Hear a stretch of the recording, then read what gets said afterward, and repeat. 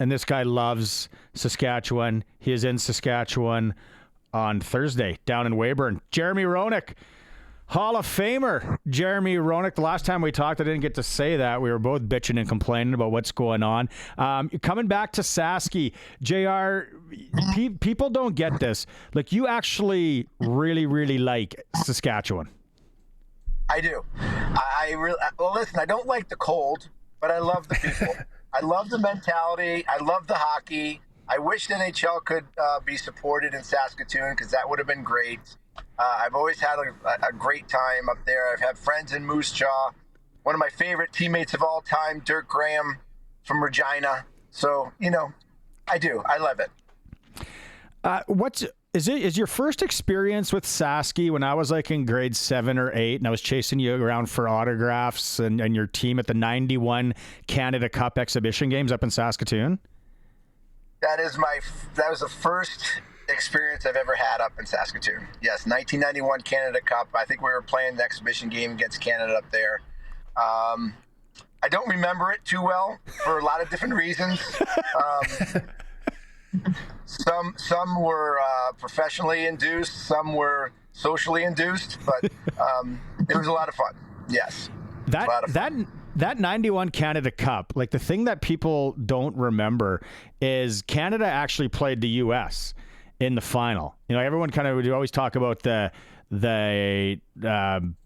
Mario Lemieux goal with Howard Chuck and Howard Chuck started. Well, I think Howard Chuck started it, and then Gretzky giving it to Lemieux. But that 91 is the U.S. and Canada.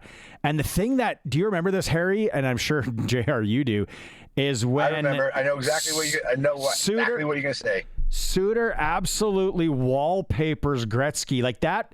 As a kid, that's the first time you ever seen Gretzky hit like that, ever.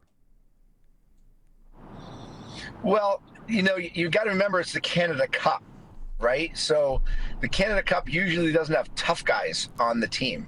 So, we all obviously felt a little bit better about the fact that, hey, if we hit Gretz, we don't have to deal with McSorley, or we don't have to deal with anybody like that.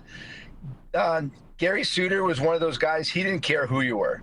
He was a in-your-face, very competitive, and a very proud American. And he saw Gretz there, and he says, I'm playing for America, and there's no way I'm not going to represent America the right way and take out Canadian's best player. And that's what he did. And I remember being on the bench and going, oh, shit. Oh, no. Like, we're all in trouble now. Like, I got to look over my shoulder. Chelly's got to look over his shoulder. Hully's got to look over his shoulder, because the beating's coming. And it was it was scary. I mean, it was scary. Hoping Gretz was okay, but we all thought that we were going to be the next to go into the boards and be the next catastrophe. We just showed the video on the stream. If people are watching the stream, I saw it. Like, I thought Gretzky, he was possibly dead, and then he starts skating to the bench, and then he goes down on like that. I don't think he's been hit like that ever in his life. That was such a new feeling for him, and I'm sure he didn't like it. I don't know what Gretzky's pain threshold is, and I don't even think he does, because he never got touched, and for good reason. He just went full Scorpion into the boards.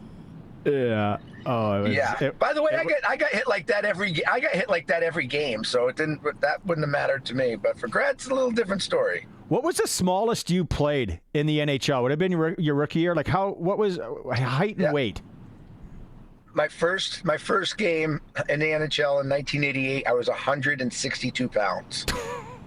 And I gained 5 pounds during training camp. So I remember going into training camp about 158, right around there. Oh. So that's 1988 hockey.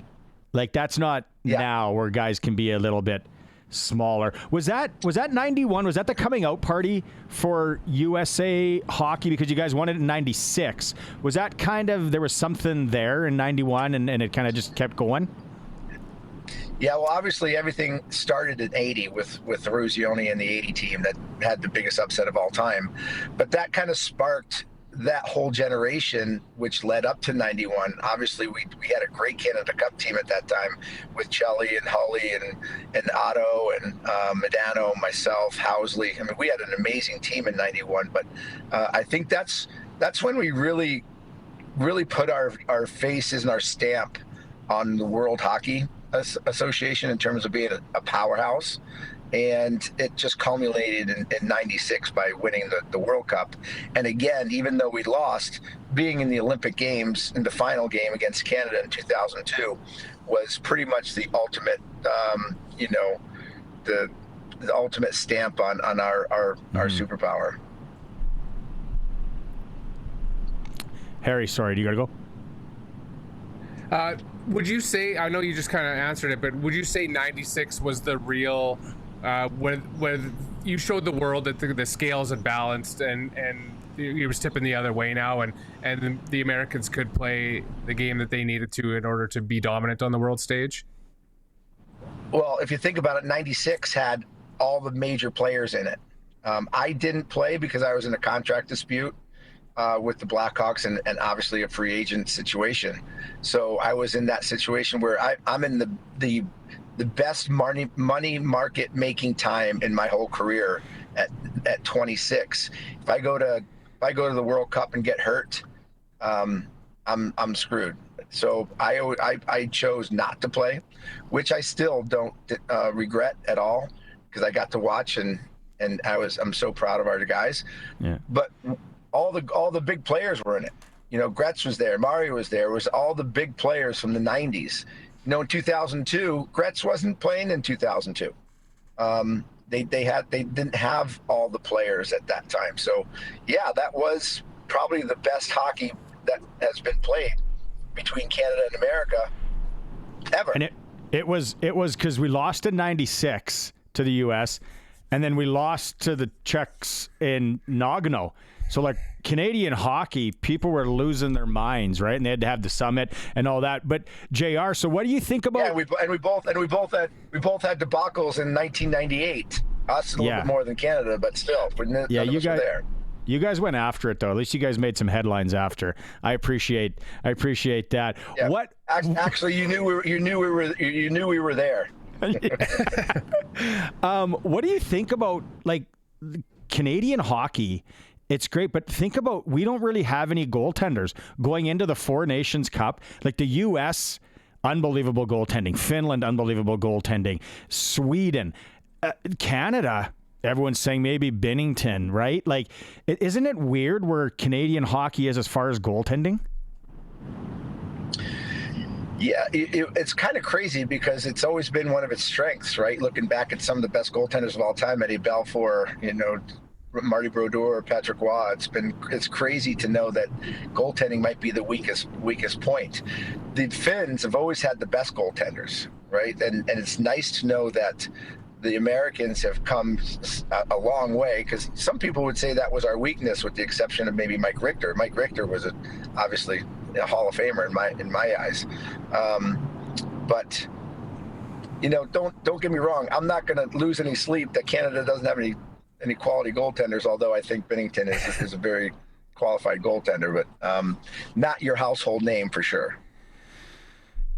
Have you been following this, and you go back to your days, have you been following this CHL players that are going to be allowed now to go play a little NCAA hockey, and now we're going into that, and just what are your thoughts on that as a guy who's from the Boston area, big college at Eastern Seaboard, and then you went up to Hull briefly as a kid? Yeah, I think it's great, to tell you the truth. I think that it gives young players a much more of an advantage in terms of playing hockey and still having the ability to get a good education. We've seen colleges are putting more people in the National Hockey League year in and year out, and it's always been that question for players in the United States: do I go to Major Junior and have probably the best stepping stone to the National Hockey League, the level of play that's most like the National Hockey League? And for me, it's always been Major Junior. But I didn't go because I would have given up my college status. I think I think it's a great way to allow a player to get ready for the league if you're in America. Some kids might not have that, that goal of maybe doing, NHL. They don't know. Let's go play major junior. Maybe I will have a chance with that kind of education, hockey education. But I just feel, what's the difference? Like, why is major junior going to be any difference on college? Why are you going to lose your ability to get an education just because you play major junior? College, some people will say, could be almost as good these.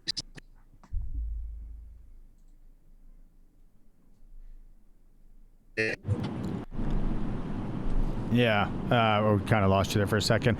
Okay, I saw, before I let you go, we saw you with Tim Peel on social media the other day. I know you're always hanging out. Former NHL official. What's the two-part question? NHL official that you just got along with, like you guys on the ice, and then one that maybe you despised back in your playing days. Kerry Fraser was always great with me. I always used to have a lot of fun with Kerry Fraser. He was great. Pat DiPuzzo, who was a linesman, him and I we couldn't wait to get on the ice together. We were such friends, and we always ragged on each other and laughed. And I scored a big goal and actually gave him a high five on my way to the bench after I scored my 50th goal. I thought that was pretty cool. I had a little run-in with Blaine Angus way back in the day. I threw a water bottle at him. I thought he was a terrible referee, and he didn't ref after that year anyway. And Denny Morrell made the worst call in the history of goal calls. Nelson Emerson in Winnipeg literally came around the net and threw the puck into the net in overtime. In his hand, out of his hand, threw it in the net with the replay and everything, and Denny Morrell called it a goal. And I'm like, how much money did he have on this game? It was a joke, and we just went absolutely bonkers at Denny Morrell after that brutal call. Those are probably couple of the guys that I could name. Harry, you got anything? I want to change gears here for one quick second while we still have you. I took a little stroll down your IMDb, and between airline employee, desk sergeant, officer number 3, assistant coach, and security guard, which role do you really remember the most out of those? Would have to be a baseball coach on Ghost Whisperer, because I got to meet Jennifer Love Hewitt. That was the best. And then I don't know if I asked you this in the podcast a couple of years ago, but when's the last time you played, just for movie buffs and swingers, when's the last time you played Genesis hockey, where they talk about you in that movie? Sega Genesis, Sega 94. It's been a long time since I played it, but it's been about 24 hours since I talked about it. It literally is a everyday conversation with me with somebody somewhere, whether it's over social media or somebody I run into on the street. It's not so much me, it's Roenick. He's good. That's the conversation every day. What are people in Weyburn can expect anyone going on Thursday night? Listen, if you like people that just love being around and telling stories and entertaining and having a good time, we're going to have a great time. So there's no question. I'm sure that the vibrations are going to be zipping through that through that center, and the libations are also going to be zipping through that center. Yeah. We'll have a good time. Right on. Jeremy, thanks so much for doing this. Travel safe up to Sask here, and people are really looking forward to it. It'll be fun. Look forward to seeing you guys. Thanks a lot.